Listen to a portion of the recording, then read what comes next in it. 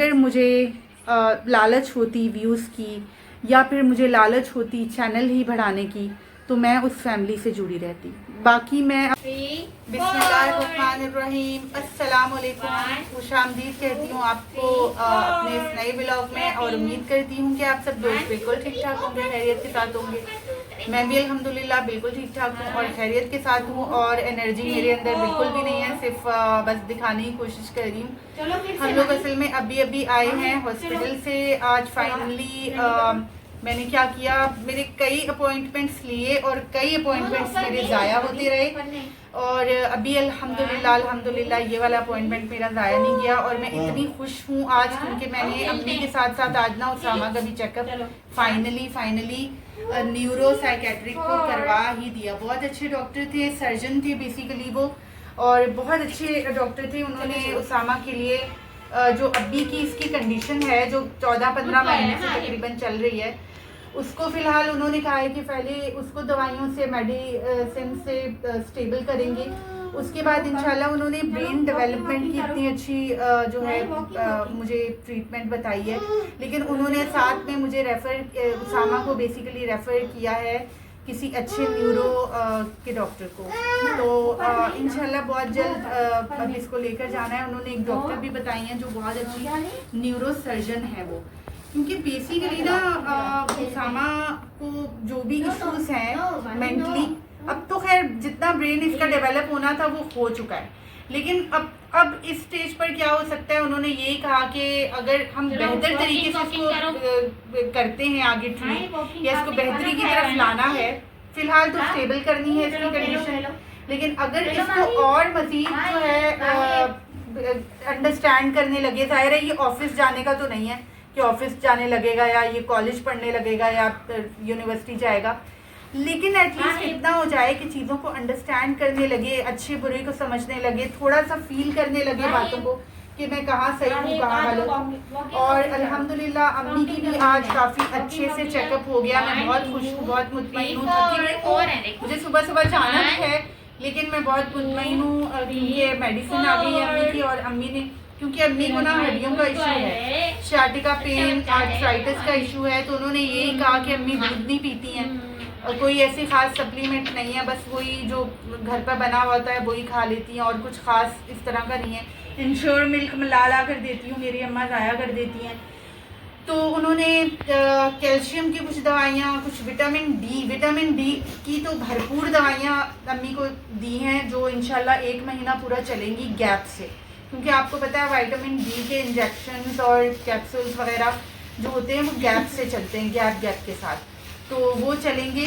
जहाँ डॉक्टर ने मुझे 1 हफ्ते में 1 खिलाने को कहा है या 1 इंजेक्शन पीने को कहा है ना, वहाँ मैं थोड़ा सा ज़्यादा ही टाइम लूँगी। मैं थोड़ा सा डरती हूँ क्योंकि अम्मी को एक बार पहले नुकसान दे चुका है, एक गोली थी जो अम्मी को हॉस्पिटल पहुँचा दिया था उसने। अब मुझे नहीं पता उस वक्त क्या हुआ था क्या नहीं, लेकिन अम्मी ने उसी दिन गोली खाई थी और उसी शाम अम्मी बहुत बीमार हो गई थी, तो मेरा जहन वहीं गया था।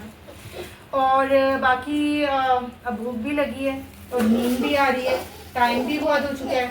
मरियम कुछ बना हुआ पिटोगी मेरे से, पक्की बात है। इतनी मस्ती करने में लगा है आपका से लाज लाए थे ये तो है ही मस्ती खोल।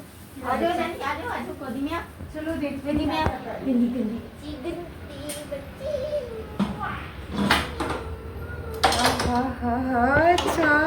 कब से मैंने इस लड़की को बोला हुआ था।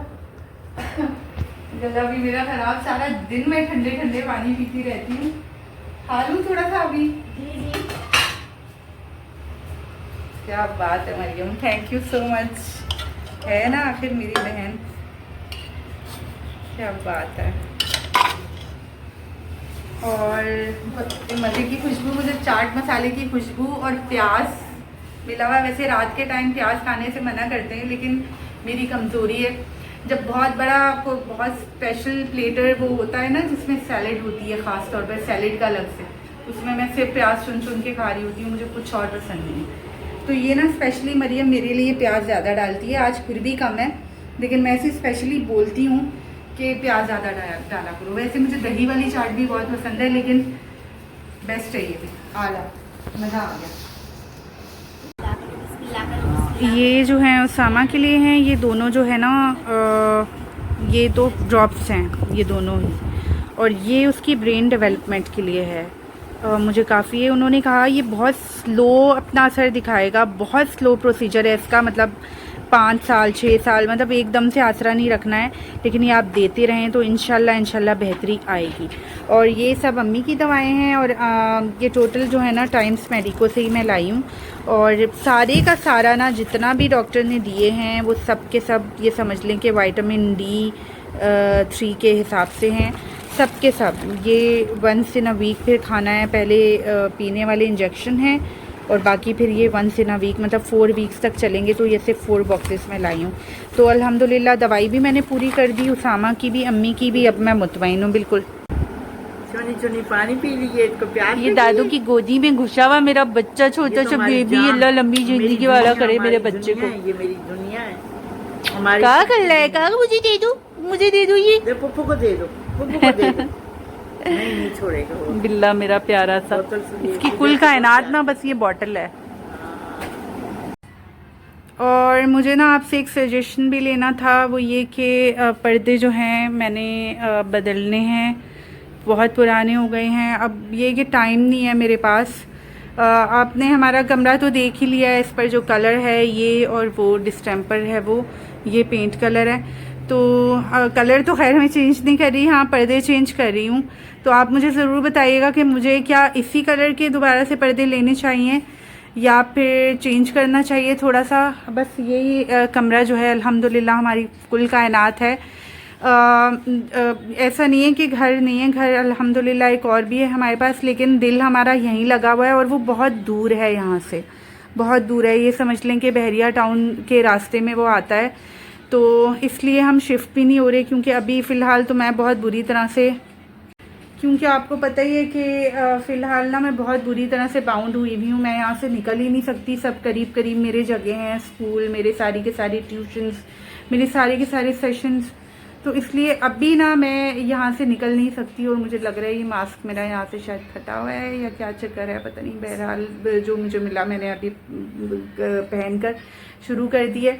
तो इंशाल्लाह बहुत जल्द आपको विज़िट भी दूंगी, बहुत जल्दी, क्योंकि मरियम और समी जो है ना, और अब्दुर्रहमान बहुत दिनों से मेरे पीछे पड़े हुए कि बड़ी पप्पू वहीं रहने चलते हैं, 2 दिन के लिए कम से कम वहाँ पर चलते हैं, वहीं खाएंगे, वहीं पिएंगे, वहीं रहेंगे। अच्छा, असल में घर हमारा बहुत बड़ा तो नहीं है वो, लेकिन इससे बहुत बड़ा है।